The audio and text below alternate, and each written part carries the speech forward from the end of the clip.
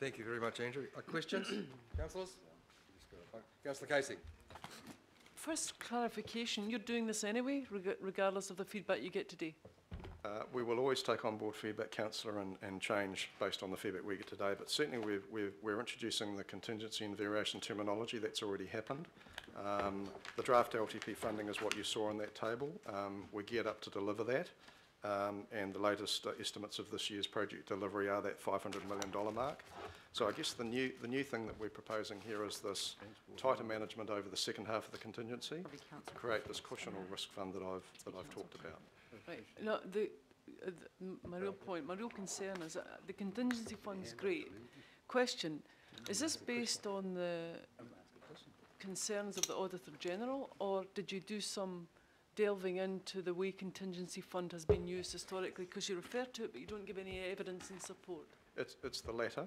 It's certainly not an audit concern. It's just examples of where we've had project spend which has been used to fund changes to the scope of the project. So I do support that, and I think that's all right and proper to be doing that now. However, and I'll give you an example. In terms of the LTP projects, some councils, maybe most, have projects that are not currently in the LTP, have been taken out, for example, by Auckland Transport. And I'll give you one example, the Mount Albert pedestrian overbridge. If this now happens, what you're telling me is that can't go back in unless one comes out. So, Councillor Casey, this relates to parent council capital expenditure. Only, and not Auckland Transport. So the strategy here is if we can deliver the same outcome for lower cost, because we're managing contingency, we're controlling scope, then you have choice. You have choice around what to do with the capital that's freed up. You can either bring forward a project from another year, or you can bring another project in, or you can retire debt. But until we get to the point where we have the strict controls over our capital expenditure, we don't have those choices, so we're trying to create choice. Right, and last question, what do you mean by sponsor? Is that a staff member or an elected member? It's a staff member, so the sponsor is the person who's ultimately accountable for the delivery of the project, as opposed to the project manager who's physically delivering the project. And will that sponsor be from the Audit and Risk Department, or be that's part of the general? That's just general staff who are in the project management space who've got ownership responsibility for the delivery of the project. By way of example, I would be, under this project delivery system, I would be the project sponsor, or I am, for Nucor. Yeah. But you wouldn't want a sponsor. That's a bit of a poison, Charles. So there's a few short straws out there. Thank you, Councillor. A line of accountability. But I thought I'd put my hand on my heart. So far, so good. Knowing that I would get an appropriate response. And sorry, it is lunchtime. Thank you. Yeah, and it is. So, thank you. And I think this is really great because, I mean, and you know, Dean, we've just had a very bad example of bad handover or not handing over, and I'm wondering whether, I'm talking about the 3 dead 5-month-old carry trees in Ranui, the library, where the librarians were watering them over the summer because no one handed anything over, and now 3 of them are dead. We've had to pull them out, cost thousands of dollars. Weren't the right trees anyway. So I'm hoping in the planning phases that we start to look at appropriate types of trees in the right places. So, but then also what I look at is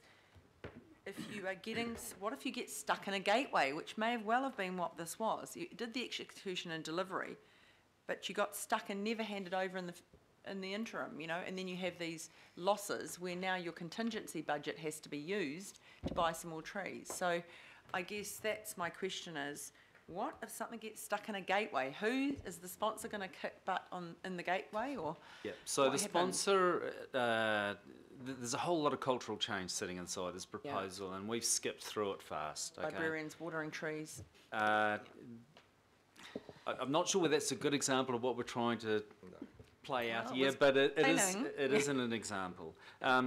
So the cultural change here is the project sponsor needs to lead a project through to completion. Right. Okay, through all the stages. And if a project gets stuck at a gateway, it's because for good reason it's not ready to go to the next one. We do not want a poorly defined project or an unfunded project going from one stage to the next to the other. And so that's why we've said we need some formal review, and you will do that. Any organisation should do that. When you're spending $500, $600 million a year, you have to do that on your capital projects. Absolutely. So that was a gap. We had good intent previously, now we have some good process to support good intent. Cool. That's the underlying issue. As for in the construction phase or in that maintenance phase after something's built, well, we always need to be able to respond to issues like you had with the trees. But Well, the this process won't necessarily address that. There's other things that we need to do to ensure that's supported. So just on to that, so in terms of some of our projects where some of the things we plan are clearly inappropriate, who's going to be checking that? I mean, I'm sorry, I'm about stuck on the trees, but this happens. You've probably got to go this down to a happen- level where this is not out. Well, Councillor, no, quite because I frankly. think the thing is, the community are the ones that come to us and say, this is completely inappropriate. Why are these things allowed to happen in the first place? And it comes right down to planning. So it comes down to planning and sorry, Councillor. No, it's okay. It comes to planning and design. Yeah. Okay, and sometimes it comes down to planning, design, and that post-construction phase where you need to. There's a high level of maintenance. So in that case, it was unfortunate about the timing and the nature of the trees and where they were planted, and the fact that they weren't watered. So there's a combination of things in there. They weren't the right trees. The reality is, in every project, you haven't actually finished designing and building it until it's actually finished, because you learn about things along the way. We could talk some time about that, but we need good design. This doesn't. It's the design I'm talking this about. doesn't. Who's saying This that? does not ensure that you get your design 100% right. It means that as you go through those approval phases, that you're more likely to get it 100% right. Okay. Okay. Cool, Councillor Darby. thank you. Quick comment, is it? Quick comment? Yes. Thank you. Look, I applaud this, and Dean, this is great work. It's an area I've had a little bit of experience in life, and I look at local government, and there's it can only go up in this area, so thank you. Just in terms of that slide with the gateways, I think it's going to be great to reconcile those costs and benefits at the end against the original business case. I don't think we reflect back enough and go, did we hit our targets? And just on the new contingency management process, contingencies that are too often used they're eyed by contractors as variation opportunities, and you eat the whole lot up because they know about it and they know what your history is in dealing with contingencies. So that is a real good close down. And then the other thing, in terms of project management, I know we've got expert project teams that you've established in the last, I think, 6 months or so, and that is a big game changer. We're going to get much better value there. And the one area I think that probably needs to be tightened up, and it'll probably be tightened up within this, is going to tender too early on plans that don't tell the contractor specifically what to build. And I know at the Devonport Boardwharf extension, they went too early, and it's cost us money at a big variation because the contractor could not read the solution. And the solution came through in developed design that came after the tender. And that's an area I know this process will shut out and stop. And we're overdue on this. I totally applaud this. We're going to save a whole bunch of money with this. Thank you, Councillor. Councillor Wood.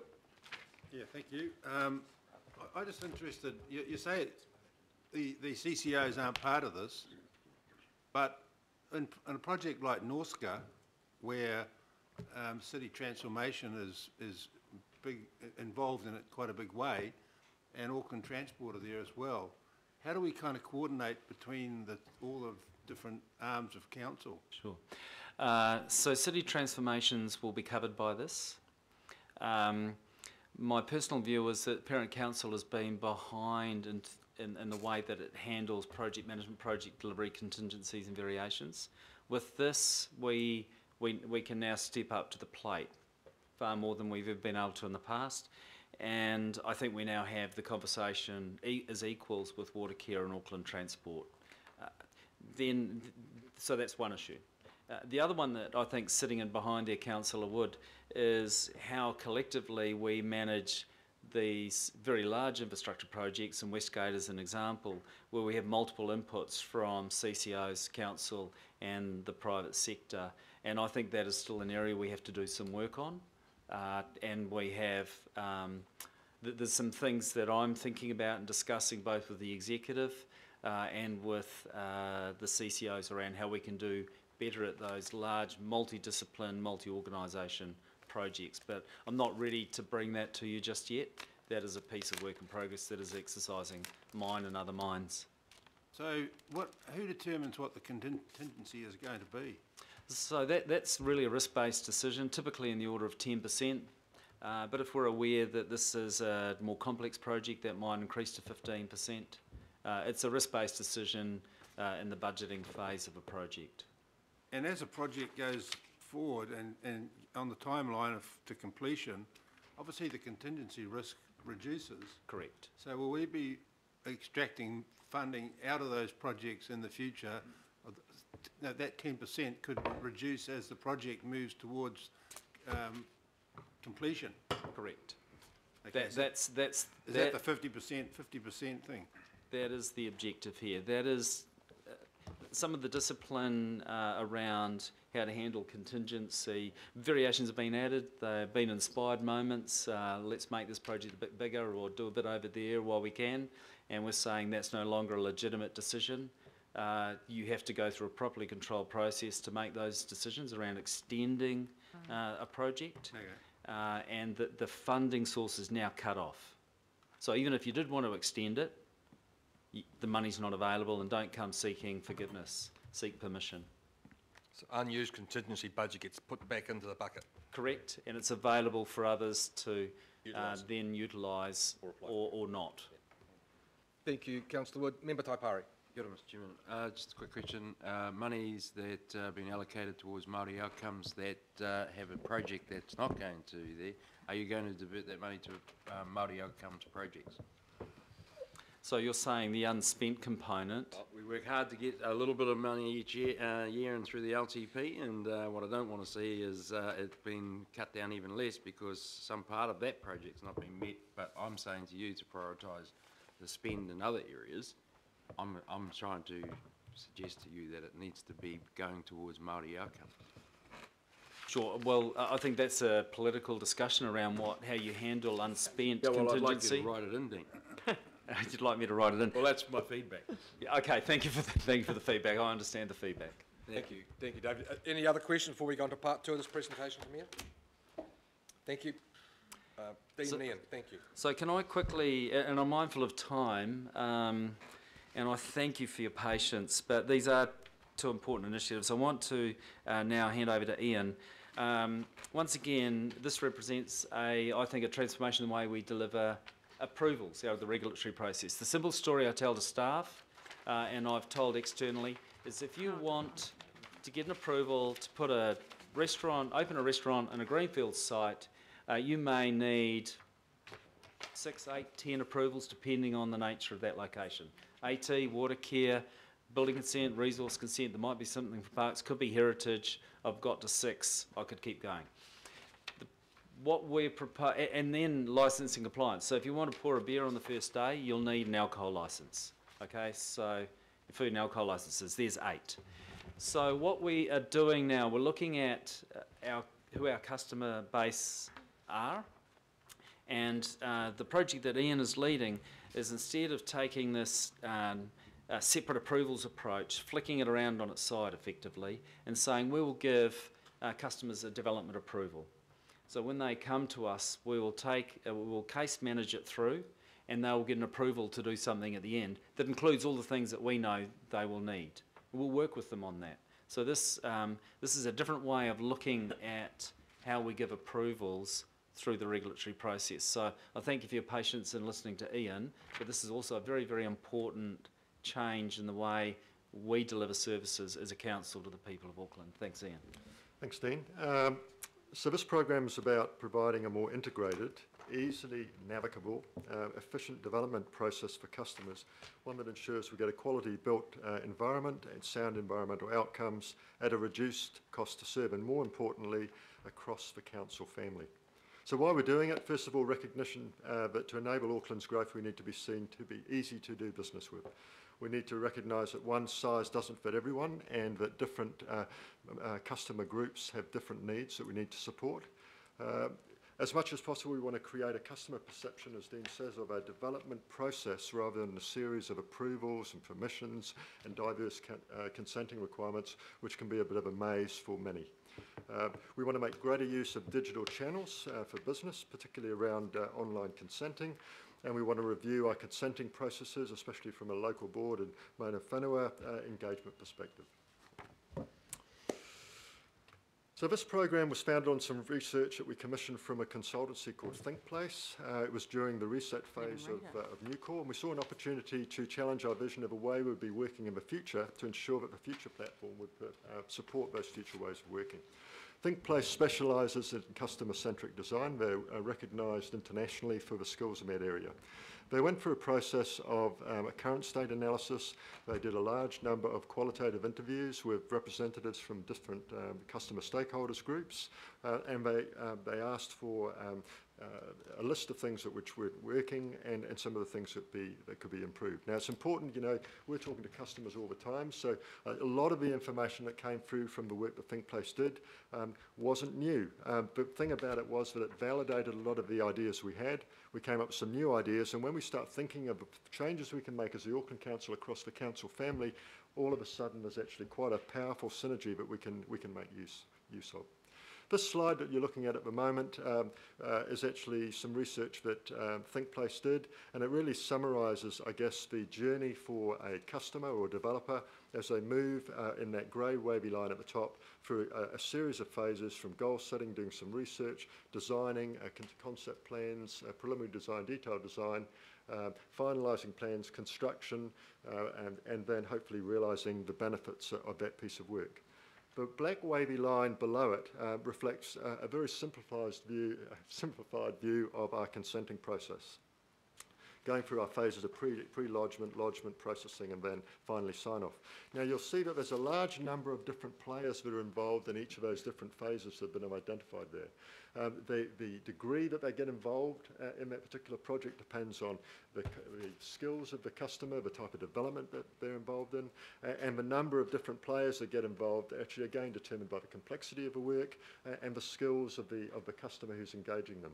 So you end up in a situation where rather than many people thinking that we've got one customer trying to engage with a number of different people in council in different processes, it's more complicated than that. We've got one customer working with a number of different agents and specialists who are themselves contacting various different peoples in the council. And I guess we're really looking at, I guess, some of the complexities around the fragmented way that